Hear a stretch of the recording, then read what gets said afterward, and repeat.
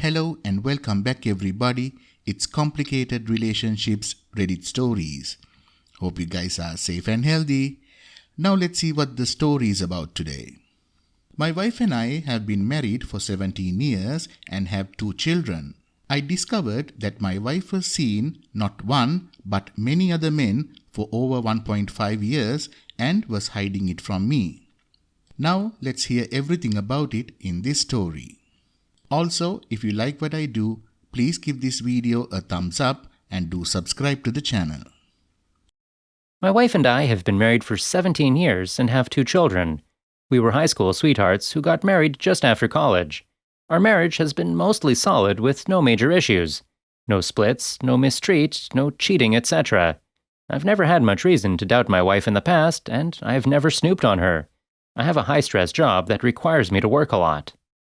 Recently, my wife has been acting a little strange, like being more guarded of her phone, coming to bed hours after I go to bed, etc. So yesterday, I needed to submit my phone bill to my employer for expense purposes. My employer reimburses us for a portion of our mobile phone bill as long as we submit the bill. I printed the bill and noticed it was longer than usual, 42 pages. With our provider, the bill lists all of the calls and texts you make during the month. Now, OP starts flipping through the bills and get to the wife's phone, notices one number repeatedly coming up a lot. Like, there's literally an entire page of uninterrupted texts, probably 100 plus, just to and from this number.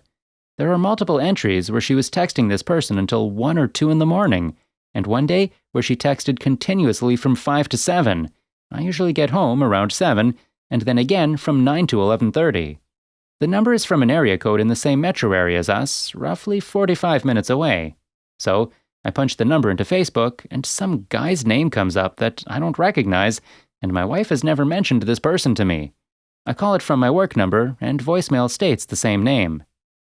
So, OP decides to confront the wife about it.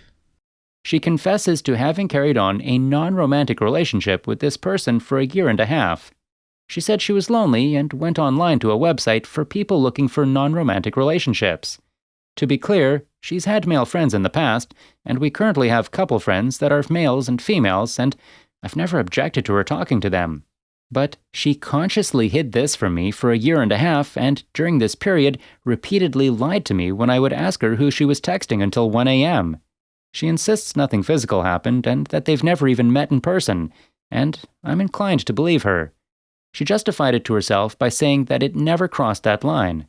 At the same time, I'm feeling very emotionally cheated on. She took a lot of time that she wasn't investing in our relationship and put it into a relationship with another man that she hid from me. I'm at something of a loss here. I make enough money that we don't have to worry about paying the mortgage if we split, and I'm not worried about finding another partner if that happened. I stay in pretty good shape. I love her kids as well and would really miss seeing them every night. That being said, I really feel like my trust was violated, and I don't know how I can recommit to spending my life with someone who would lie to me like that for a year and a half. Am I making too much of this?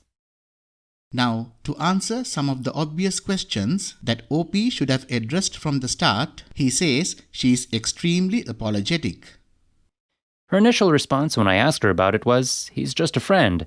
I pushed on that, and she's admitted that it was wrong and that she lied about it. She was extremely apologetic and said that she would do anything not to lose me. She texted him last night and told him that she can't be in touch with him anymore and deleted his contact information from her phone. If we stay together, we will absolutely do couples counseling. Now, here is the update. Okay, here we go. We left off Monday night with her admitting to an EA with another man for 1.5 years, but saying that was it. I went out with a friend who had been a victim of infidelity for drinks to discuss the matter, and he thought I should give my wife a second chance as long as she had never met the other guy. I got home around 9:30.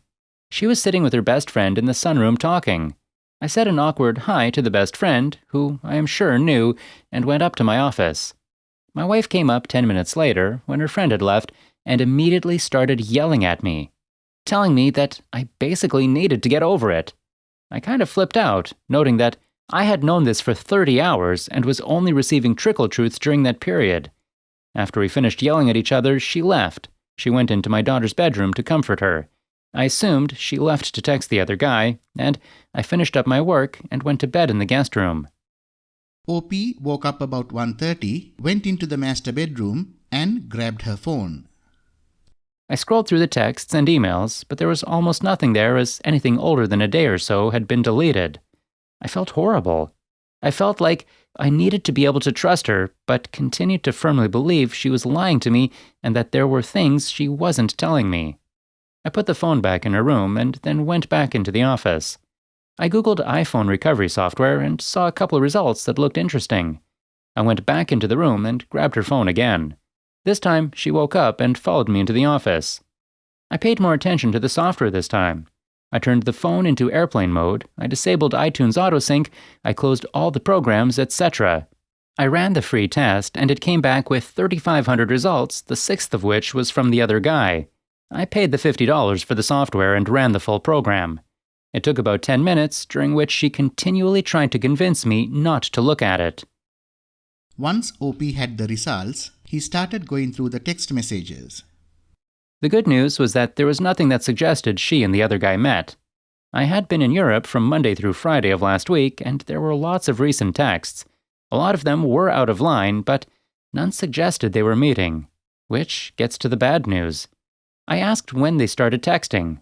She said October. I looked through the texts. They're not really organized by name, just file size, so you kind of have to look through all of them, and I found one from July. It was clearly from someone else, anyway. The style was very different, and was extremely out of line. I can't wait to see you uncovered. I'll wear anything you want, etc. There was also a discussion of meeting up. So, she trickle-truthed meeting up with 2 other guys from a dating app. She said she fooled around with one of them, but that they met at a park, so they didn't have physical relations. At this point, OP felt like a huge weight has been taken off his shoulders.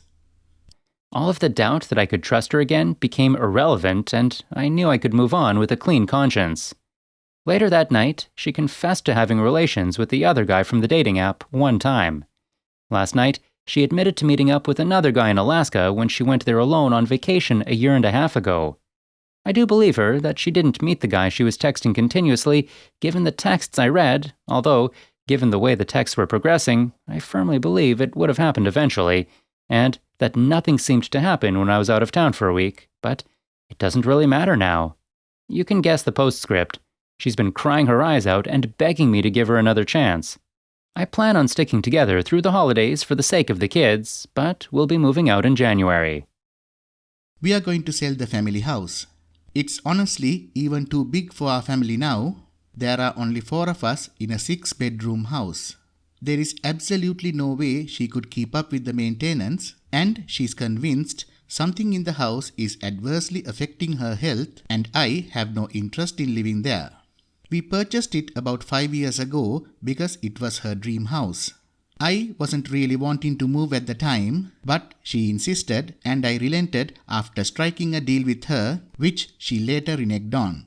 It was a stretch for us financially at the time, which put some strain in the marriage initially, but my income has grown to where it wasn't during the last couple of years. Well guys, that's all we have from the original poster. OP, best of luck to you. That's a real nightmare situation, but you are doing what is best for you. It will be tricky on your daughters, but hopefully you and your soon-to-be ex-wife will be able to handle it as a separate thing. I don't get why you need to be moving out. Send her bottom to her friend's couch or something. You are not the one who was messing around. Please do not move away from your kids. All the best to you, my friend. End of the story. Before we go, let's listen to a few comments by the beautiful community. The first comment is by Year 2. At this point, it might be best to not know, but are you getting a paternity test? OP's reply. Honestly, at this point, I wouldn't even want to know if they weren't. I love both of them way too much. Even if they weren't my kids, I'd rather be willfully ignorant of that fact than have something like that come between us. That being said, I do think they're my own.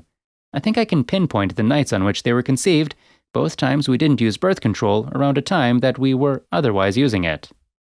The second comment is by Kevin K. Alimony is pretty reliable. OP's reply. I would never try to punish her financially. She's still my first love and the mother of my children, and as long as the children are school age, I wouldn't do anything that could indirectly hurt them. The kids will be done with school in 7 years, so child support will only run until then. I don't know how long alimony lasts, but I assume it's not indefinite. Third comment is by Us Agichi. This is a little late and may sound ignorant, but why do you keep talking like she's definitely getting custody of the children? I'm genuinely curious. OP's reply: I work 60+ hours a week, and she is a stay-at-home mom.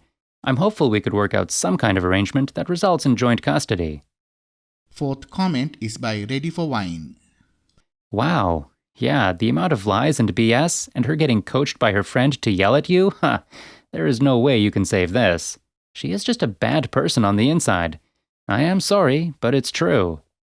I think you talk to a lawyer first and figure out your options before you make any final decisions. Moving out of the house can hurt you depending on where you live. You can split without hurting your kids too much, but it doesn't mean you give up the house without a fight. Please double-check the right steps for your location so you don't get in any trouble. Fifth comment is by Dark DT. If she's going to keep begging, tell her to move out of the house after the holidays. Leave her keys at home and move out.